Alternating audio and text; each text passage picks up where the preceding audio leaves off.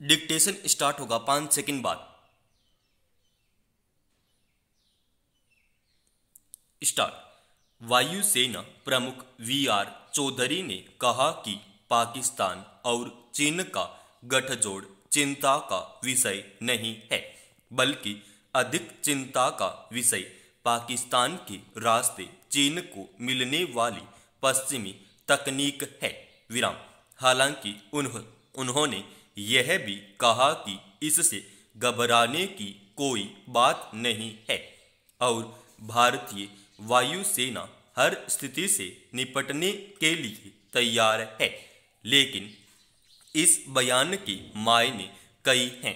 दरअसल पाकिस्तान और चीन के रिश्तों का असली सच पूरी दुनिया के सामने लाने के लिए यह बयान काफ़ी है। चीन को पश्चिमी दुनिया की तकनीक नहीं मिल रही है, क्योंकि उसके रिश्ते पश्चिमी देशों से उतने बेहतर नहीं है जितने कि भारत और पाकिस्तान के हैं।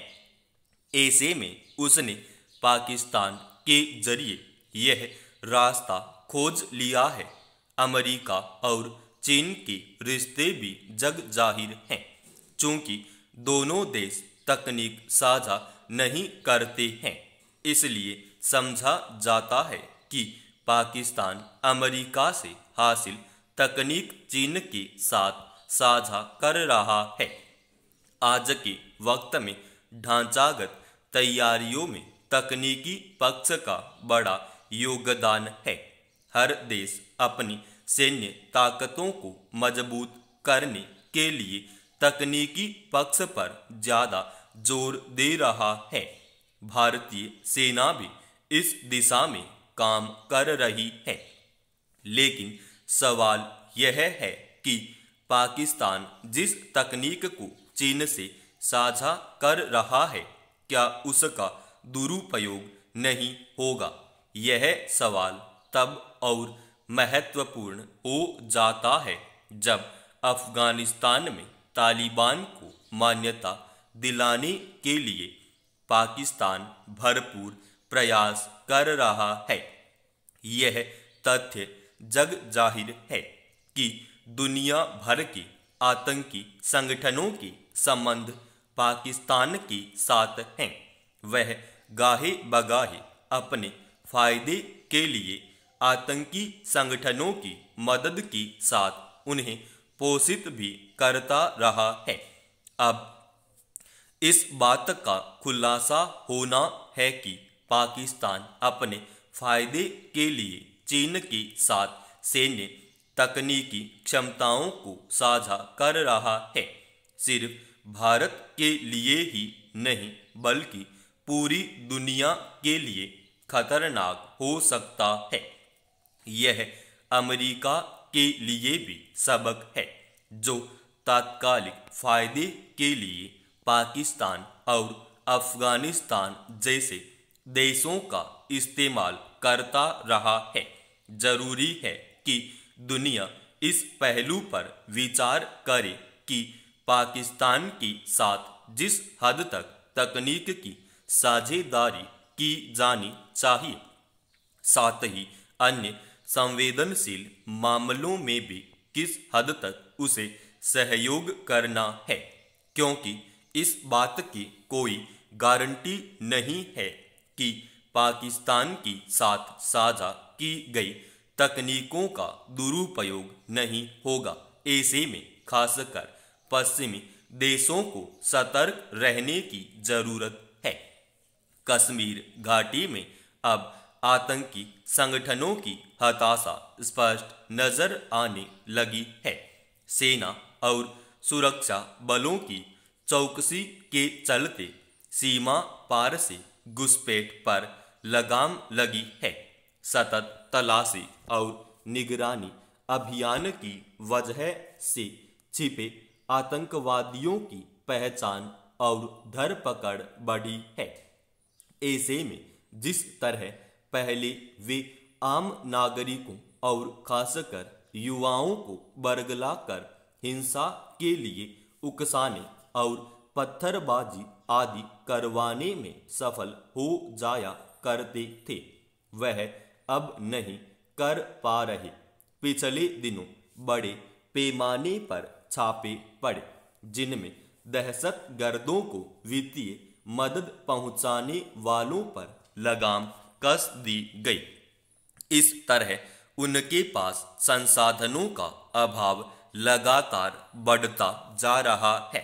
इसी का नतीजा है कि अब वे प्रशासन और सरकार को चुनौती देने की बजाय स्थानीय लोगों पर ही अपनी खींच निकालते देखे जा रहे हैं।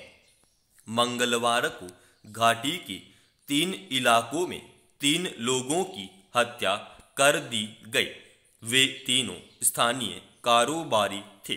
उनमें एक कश्मीरी पंडित कारोबारी भी था, जिसने दहशतगर्दी के दौर में भी घाटी छोड़कर जाने की बजाय वहीं रहने का फैसला किया था।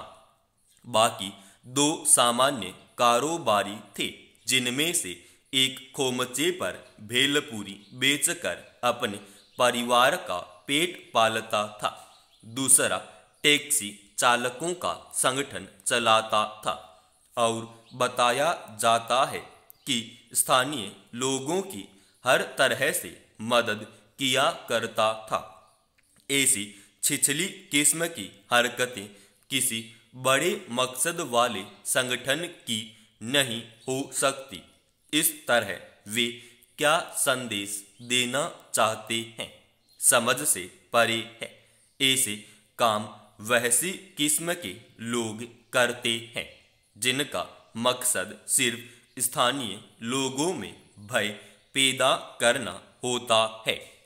जिन्हें मारा गया वे कोई बड़े व्यापारी नहीं थे, जिनसे उन्हें किसी प्रकार की रंजिश या खुंदक हो सकती है।